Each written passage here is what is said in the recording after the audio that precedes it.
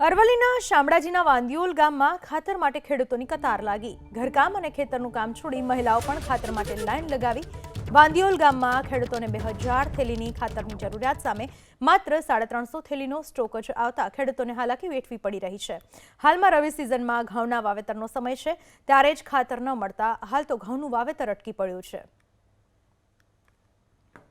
ખાતર મળતું નથી અને 4-5 દિવસ કઠણ મારા છે। 2 થેલી ભરે મારે શું થાય? 350 થેલી ખાતરની ફાળવણી કરવામાં આવી છે, જ્યારે અમારા આ વિસ્તારની અંદર 1500 થી 2000 યુરિયા ખાતરની થેલીની જરૂરિયાત છે।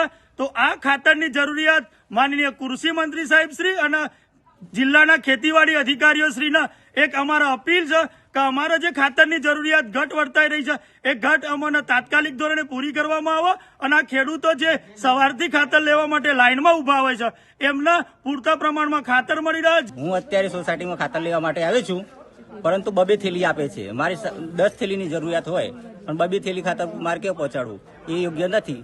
અત્યારે જે દરેક ખેડૂત ખાતરની લાઈનમાં ઊભા છે સામે જોઈ શકો છો આપ, તે એ દરેકને ખાતરની જરૂર છે, પરંતુ આ સોસાયટીને 1500 ખાતરની થેલીની જરૂર છે, એની સામે જરૂરિયાત સામે 350 થેલી જ આવી છે।